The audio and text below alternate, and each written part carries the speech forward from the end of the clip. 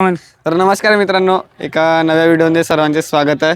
तर मित्रांनो, सध्या आपण संभाजीनगर जिल्ह्यामध्ये आहोत आणि आपल्यासोबत जाकीर नाव दादा तुमच्या जाकीर तात्यात. तर आपल्याला आज त्यांची गाडी सेमी साठी पात्र झाली हो ना? हो, गटपास झाला, सेमीसाठी पात्र. तर दादा आहेत, तर दादा आपल्याला पूर्ण मार्गदर्शन करेल. नमस्कार दादा. नमस्कार. सर्व प्रेक्षकांना संपूर्ण नाव सांगा तुमचे. जाकीर पठाण कडेगाव. आणि दादा सध्या आपल्याकडे किती बैल आहेत? 4-5 बैल आणले. पहिल्या गटात शंकर पळाला, गटपास झाले. आणि शंकरमध्ये कुठला बैल होता? विराट होता आपल्या इकडलाच, तुमच्या भागातला. हो. आणि या मैदानात किती बैल आणले म्हटले? 4-5 बैल आणले. सम्राटे, विराटे, बाजी हा. आहे आपला बाईजा. आणि सध्या तुमच्या दावणीमध्ये किती बैल आहेत टोटल? 10-15 बैल आहे. 10-15 बैल. हो.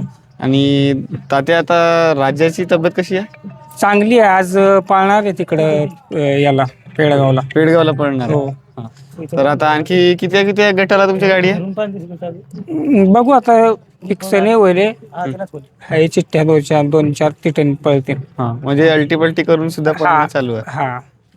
आता तात्या, तुमच्यावर आता सध्या बंदी लागली, त्याच्यानंतर पहिलंच मैदान आहे ना? हा, पहिल्याच मैदानी बंदी उठली आज. ते कशामुळे बंदी लागली रे तात्या? काही नाही, ते थोडंफार चुकी झालती. सेफ्टीचा आवाज दिला शाकीरनं, त्यामुळं. हो. आता याच्यानंतर कुठल्या मैदानात जायची तयारी चालू आहे तुमची? नाही, आता आपल्या भागातच आता कमी राहील. आता पावसाचे ते दिवस लागले ना. आता जसं आपल्याला तिकडे पुणे मुंबईकडे बंदी लागली आहे, तर त्यामुळे कोणता फायदा झाला का आपल्याकडे भागातल्या लोकांना?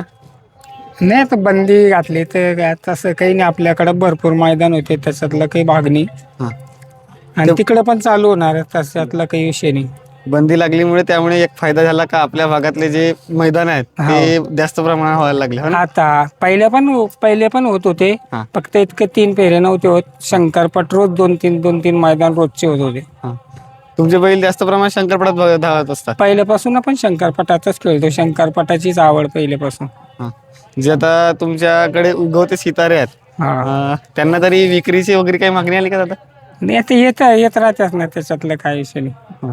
तुमच्या भागातले जे नंदी आहेत, त्यांना एवढ्या प्रमाणात विक्रीची किंमत कशी काय आहे? ते जसा कोणी 50 लाख त्या पद्धतीनं बैल पळाली, त्या पद्धतीनं त्याची विक्रमी होती असती.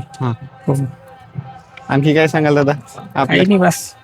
मैदान पण एक नंबर, आयोजक ते सर्जेराव बोन पण एक नंबर मेहनत घेतली. मैदान पहाटे एकदम एक नंबर. 7 वाजताच गट पाहायला सुटला, जसं बोलले तसं झालं.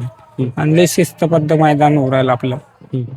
तरी तुमची 4-5 पब्लिक, ते नवीन झेंडा पंच, ते पण चांगल्या पद्धतीनं मेहनत करू राहिले आणि चांगल्या पद्धतीनं मैदान उरायला. तुम्ही जसे तुमच्या आता सध्या किती चिठ्ठी काढून झाल्यात तरी आज त्या मैदानात? भरपूर चिठ्ठ्या, 5-6 चिठ्ठ्या आहे. 5-6 चिठ्ठ्या? हा, 4-5-6 बैल आहेच ना. 5-6 बैल. आणि स्वतः धुरकरे सर्व जोड्यांवर? हो, शाकीरच आणणार गाडी. हो. आणि धन्यवाद दादा, एवढी मार्गदर्शन केल्याबद्दल. आणि नवीन मुलांना काय सांगाल? नवीन काय, फक्त काय आपले शाळा गिळा करून नांद करावा पाहिजे. आता सर्वात जास्त म्हणजे बैलगाडा शर्यतीमध्ये ज्यांचं नाव चालू आहे तुमच्या टॉपचे, तर तुम्हाला कसं वाटतंय? नाही, आनंद वाटणारच आहे ना. एक नंबराला ज्याचं बी नाव राहिलं तर ते आनंद राहणारच ना. अख्ख्या महाराष्ट्रात तुमची ओळख झाली आहे नंदीमुळे. तुमच्या आशीर्वादाने आहे बस. कसं वाटत आहे तुम्हाला? चांगलं वाटतं काही नाही. धन्यवाद दादा, एवढी माहिती दिल्याबद्दल.